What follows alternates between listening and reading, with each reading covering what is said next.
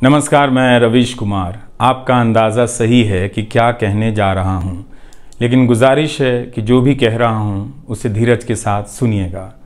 भारत की पत्रकारिता में स्वर्ण युग तो कभी था भी नहीं, लेकिन आज के दौर की तरह भस्म युग भी नहीं था। भस्म युग से मेरा मतलब है जहाँ इस पेशे की हर अच्छी बात तेज़ गति से भस्म की जा रही हो। यह दिन भी आना ही था। इस देश में अलग अलग नाम वाले अनेक चैनल हो गए हैं, मगर सब हैं तो गोदी मीडिया ही। उसका परिवेश, उसका इकोसिस्टम, पत्रकारिता का और माहौल सब खत्म कर दिया गया है। मगर पत्रकारिता करने और कराने का दावा भी सब कर रहे हैं। खासकर वो भी कर रहे हैं जो उसी सत्ता का हिस्सा माने जाते हैं, उसी के रूप में देखे जाते हैं, जिसकी ताकत से हर दिन पत्रकारिता इस देश में कुचली जा रही है। जब वो कहे कि वह उच्च स्तरीय पत्रकारिता करना चाहता है, तब ऐसा दावा करने वालों को ज़रा संदेह की निगाह से देखिए। गोदी मीडिया और सरकार भी पत्रकारिता का अपना मतलब आपके ऊपर थोपना चाहती है।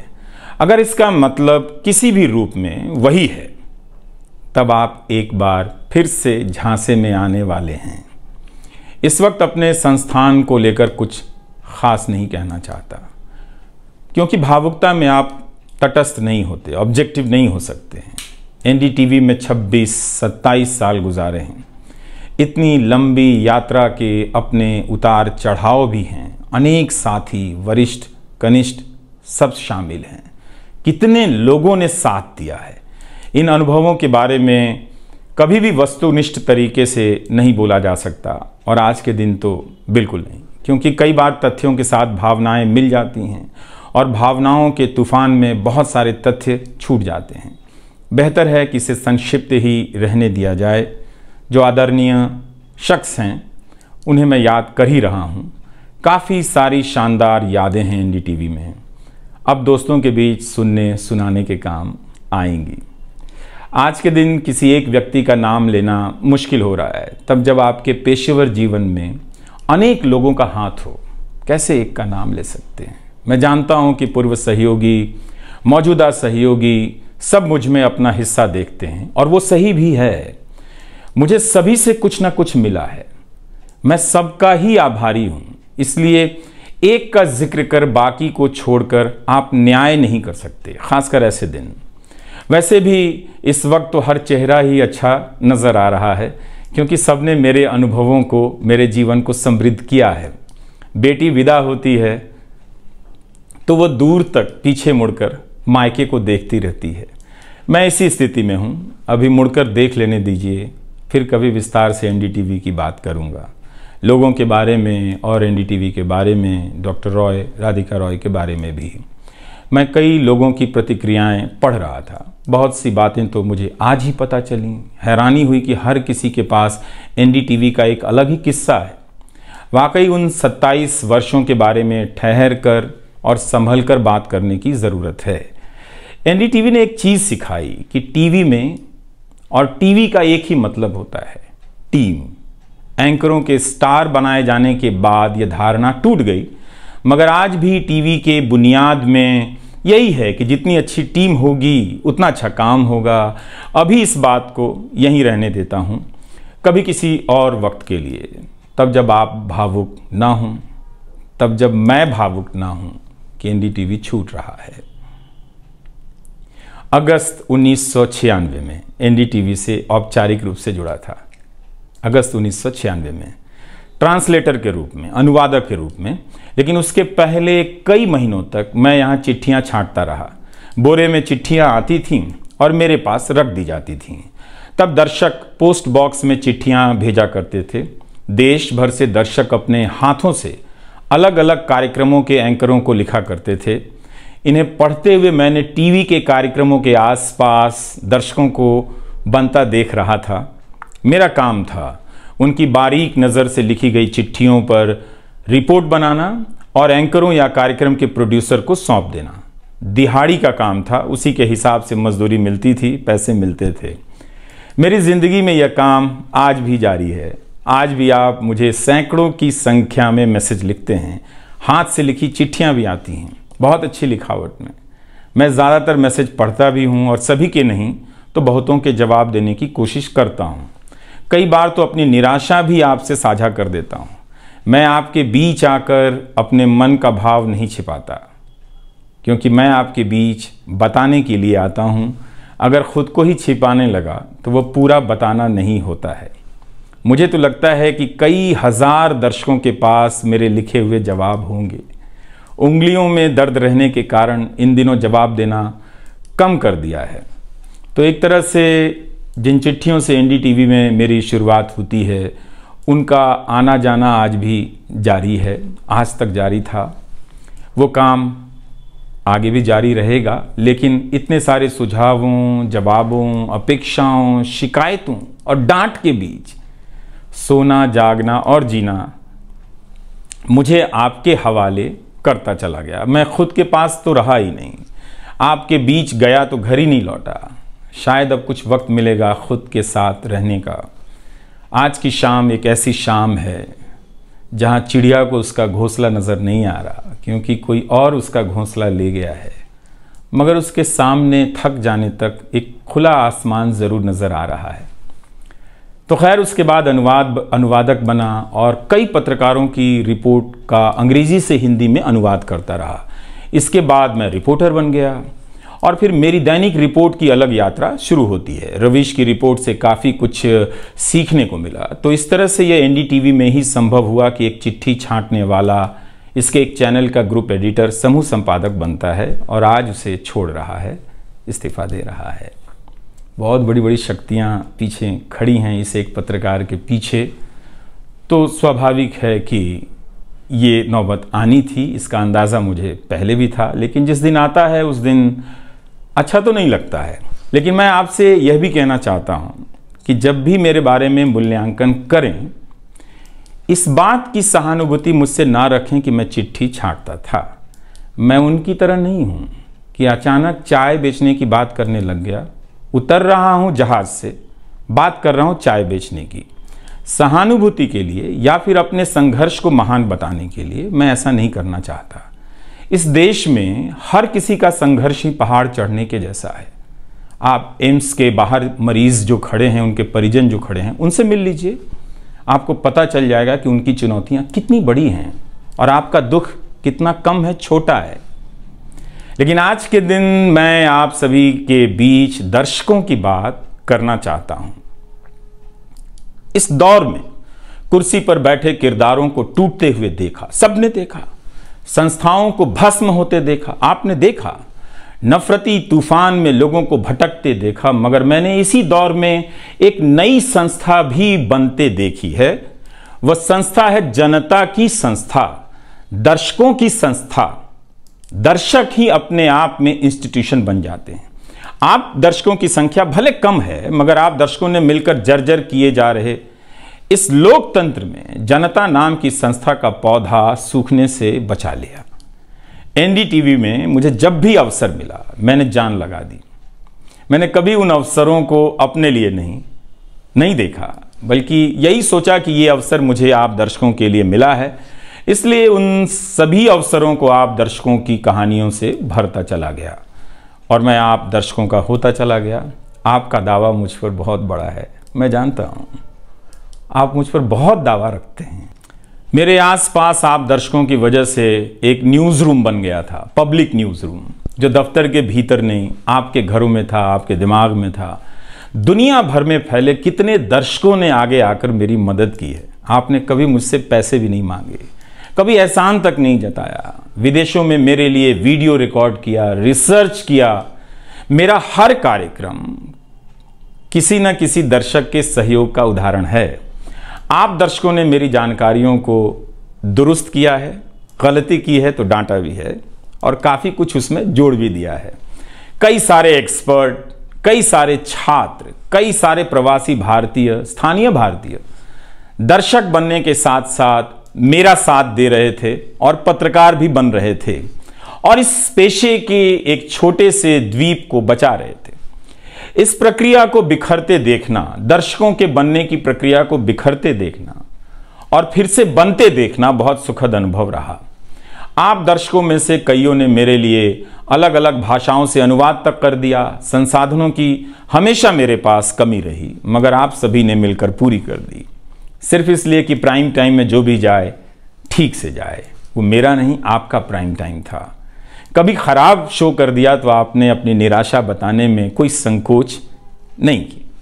आप वाकई लाजवाब हैं। दर्शक ही मेरे नियमित संपादक हैं, निरंतर संपादक हैं आप दर्शक मेरे।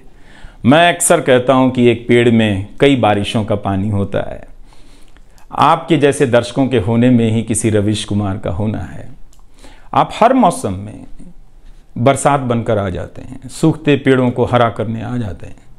आज आपकी बदौलत यूट्यूब पर, ट्विटर पर कितने ही पत्रकार खड़े हो गए। आप उन सभी के पीछे खड़े हैं। आज कई वेबसाइट हैं जिन्हें आप सब्सक्रिप्शन के बहाने आर्थिक मदद देते हैं। जब लोकतंत्र में एक भी संस्था नजर नहीं आ रही थी, अदालतें कमजोर नजर आ रही थी, आ रही हैं, आप दर्शक नजर आ रहे थे। आज के दौर में आप ही पत्रकारिता के सबसे बड़े संस्थान हैं। पत्रकारिता अब संस्थानों में नहीं बची है, आप जैसे दर्शकों के बीच बची हुई है, जिनकी मदद से आज पत्रकार सवाल पूछ रहे हैं। यही आपका इस वक्त में सबसे बड़ा योगदान है।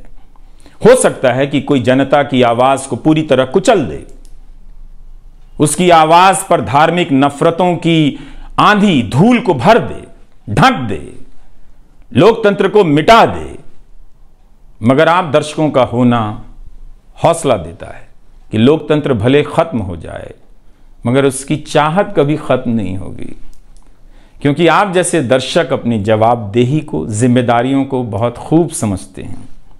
इस मुश्किल वक्त में आपने एक पत्रकार पर भरोसा किया, उसे कितना प्यार दिया।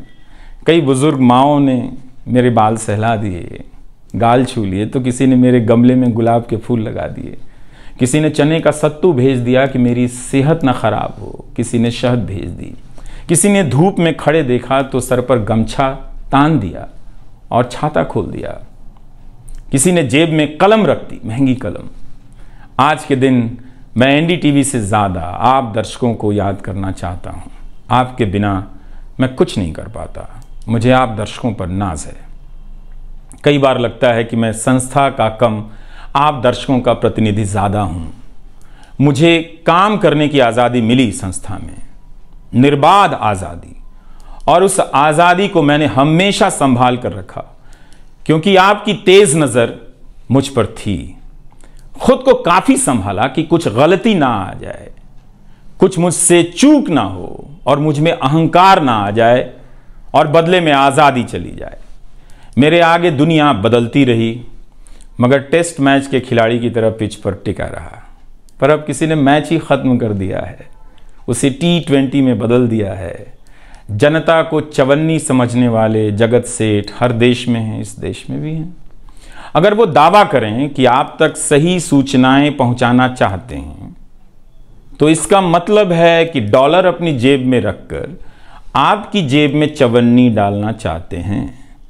पत्रकार एक खबर लिख दे तो जगत सेठ मुकदमा कर देते हैं और फिर सत्संग में आकर प्रवचन भी देते हैं कि वे पत्रकारिता का भला चाहते हैं।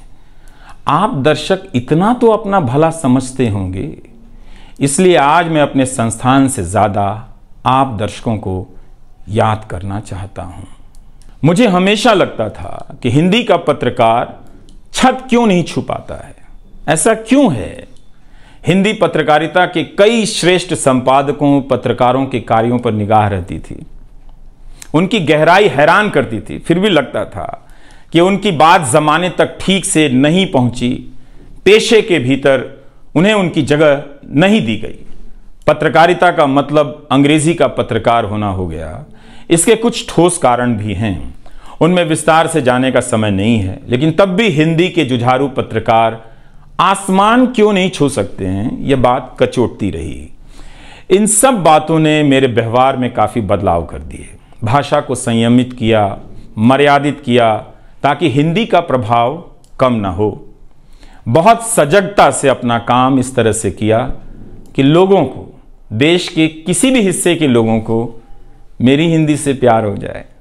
मेरी मातृभाषा हिंदी नहीं है, भोजपुरी है। भोजपुरी गांव है मेरे लिए, हिंदी मेरे लिए भाषा का वो शहर है, पहला शहर जहाँ मैं गांव से शहर आया था। लेकिन मुझे भारत के हर राज्य के दर्शकों से प्यार मिला है। हिंदी प्रदेशों की कुंठित राजनीति ने हिंदी को हथियार बना दिया। इससे हुआ कुछ नहीं, हिंदी को लेकर कुंठाएं ही बढ़ती चली गईं, किसी का भला नहीं हुआ। मैं उन सभी गैर हिंदी भाषी पत्रकारों, सामाजिक कार्यकर्ताओं, विद्वानों का शुक्रिया अदा करना चाहता हूं, जिन्होंने मेरी हिंदी को समृद्ध किया, जिन्होंने मेरे लिखे हुए का अपनी भाषा में अनुवाद किया और अपनी भाषा में लिखी हुई जानकारियों का मेरे लिए अनुवाद कर दिया मुफ्त में। कई बार लगता था कि अलग अलग डिब्बे जुड़ते जा रहे हैं और रेल बनती जा रही है। उर्दू, मलयालम, तमिल, कन्नड़ा, पंजाबी, गुजराती, मारवाड़ी, बंगाली, मराठी भाषा के पत्रकारों ने कितना कुछ जोड़ा है।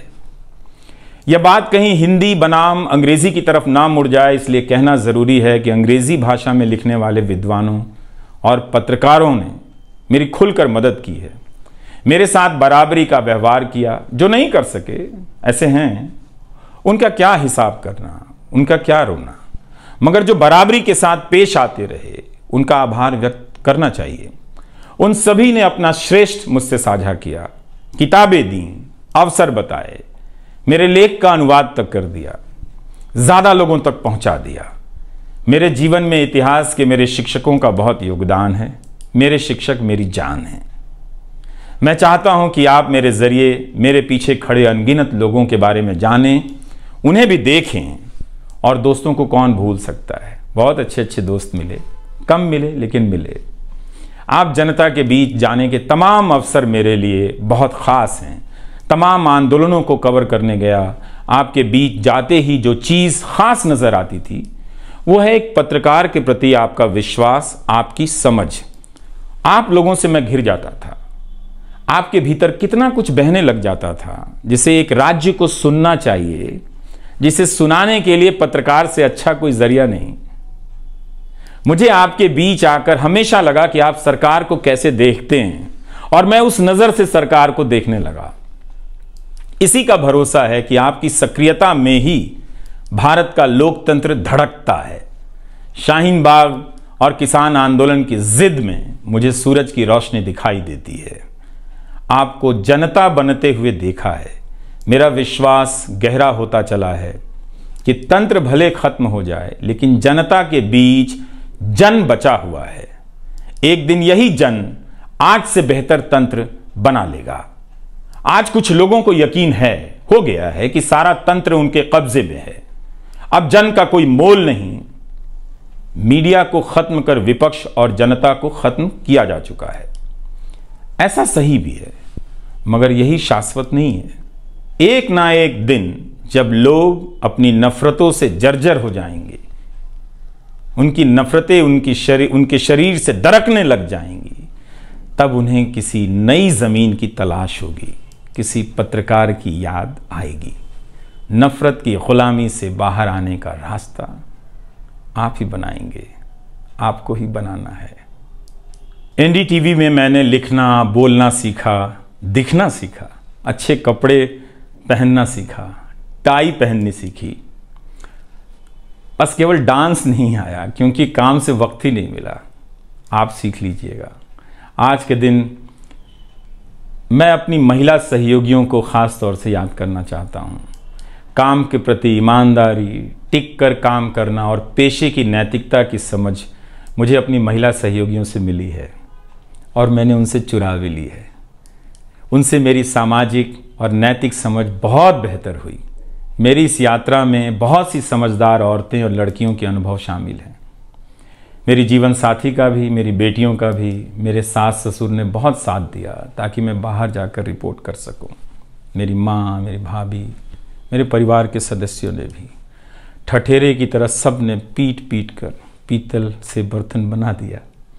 यह मैं इसलिए भी रेखांकित कर रहा हूँ कि पत्रकारिता के पेशे में मर्द ही नहीं, मर्दवादियों का कब्जा है। उनकी आक्रामकता के बीच कई बार दम घुटता था। इतनी आक्रामकता के बीच आप रचनात्मक हो ही नहीं सकते, संवेदनशीलता आ ही नहीं सकती। इस पेशे में तमाम महिला सहयोगियों ने मुझे मर्दों की आक्रामकता से बचा लिया। अगर आप इस पेशे में आ रहे हैं विद्यार्थी हैं तो हमेशा अपनी महिला सहयोगियों के साथ सलीके से पेश आइए, उनकी काबिलियत को स्वीकार कीजिए, तारीफ कीजिए। प्राइम टाइम के वक्त अक्सर कहा करता था, मुझे काम करने दो, 9 बजे ही बजते हैं। सुबह उठते ही मेरे दिमाग में रात के 9 बजने लग जाते थे, मैं टाइप करने लग जाता था। रोज़ 5000, 6000, 7000 शब्दों की टाइपिंग। अब शायद 9 ना बजे, प्राइम टाइम ना हो। मुझे पता नहीं था, पता नहीं है कि अब 9 बजे क्या करूँगा। मुझे टीवी से बहुत प्यार है, इस माध्यम से दिल लग गया था, शायद इसी वजह से दिल टूट रहा है। वो लाल माइक याद आता रहेगा, अब वो लाल माइक नहीं होगा। मैं जानता हूँ कि आप दर्शकों की आदतों में मैं शामिल हो गया हूँ।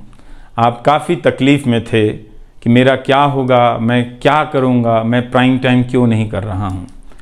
मुझे लगा कि चुपचाप किनारे हो जाना चाहिए, धीरे धीरे मेरे नहीं होने की आदत आपको डाल देनी चाहिए।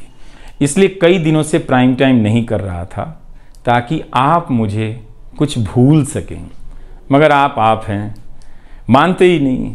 हर रात 9 बजे के बाद मैसेज करने लग जाते हैं कि कहाँ हो, बीमार तो नहीं हो, सब ठीक तो है, एनडीटीवी में क्या चल रहा है, आप अच्छे हैं। तो भारत का मीडिया स्पेस बदल चुका है। उन हज़ारों युवाओं की सोचिए जो पढ़ाई पत्रकारिता की कर रहे हैं, लाखों रुपए लगा रहे हैं, मगर उन्हें काम दलाली का करना पड़ेगा, क्योंकि इसके लिए अब कोई सांस्थानिक जगह नहीं बची है। इसी के बीच जो आने वाले पत्रकार हैं, जो इस वक्त पत्रकार हैं, सभी को जूझना है। कोई घुट रहा है तो कोई इस पेशे को छोड़ रहा है। कई लोग कहते हैं कि नौकरी की मजबूरी के अलावा पत्रकार बनने की कोई दूसरी शर्त नजर नहीं आती, कोई उत्साह नहीं है। यहां तो जस्टिस तक कह रहे हैं कि जमानत देने पर जजों को टारगेट किए जाने का डर लगता है। जब जज को ही डर लगता है तब फिर इस दौर में यह बोलना भी गुनाह है कि मुझे डर नहीं लगता है। एक डरा हुआ पत्रकार मरा हुआ नागरिक पैदा करता है। इसलिए बोला कीजिए कि हमें डर नहीं लगता है। आप उस देश के नागरिक हैं जिसने नंगे पांव ब्रिटिश साम्राज्य को घुटने पर झुका दिया। कोई कारण नहीं कि मैं आप पर भरोसा ना करूं कि एक दिन आप गोदी मीडिया की इस गुलामी से बाहर आएंगे। आप हमेशा इस गुलामी में नहीं रह सकते। इसकी गुलामी से आपको लड़ना ही पड़ेगा। यह सबकी लड़ाई है। इस लड़ाई के बिना आप दुनिया में सर उठाकर नहीं चल सकते। आपकी यही पहचान होगी कि आजाद देश के गोदी मीडिया के गुलाम हैं। इसके खतरे की गंभीरता को समझिए। कानून की आड़ में अब अधिकार कुचले जा रहे हैं, अभिव्यक्तियों को रौंदा जा रहा है ताकि सारे अवैध काम वैध नजर आए। इस समय मेरे रास्ते निश्चित नहीं हैं, निश्चित हैं तो सिर्फ हौसला है। उसका भी क्या भरोसा, कभी आसमान में होता है, कभी पाताल में। एक YouTube चैनल बनाया है रवीश कुमार ऑफिशियल, और फेसबुक पेज भी है रवीश का पेज। इसे सब्सक्राइब कीजिएगा। अब मैं YouTube पर ही नज़र आऊँगा, एनडीटीवी इंडिया पर नहीं। किसी संस्था के साथ मर्यादाएं बहुत अलग होती हैं, फ्रीलांस और आज़ाद जीवन की अलग। लेकिन इस बार परिवार के साथ थोड़ा वक्त बिताना चाहता हूँ, जीना चाहता हूँ। मैंने इस्तीफ़ा दे दिया है। नमस्कार, मैं रवीश कुमार अब आपको उस चैनल पर सुनाई नहीं देगा। नमस्कार, मैं रवीश कुमार।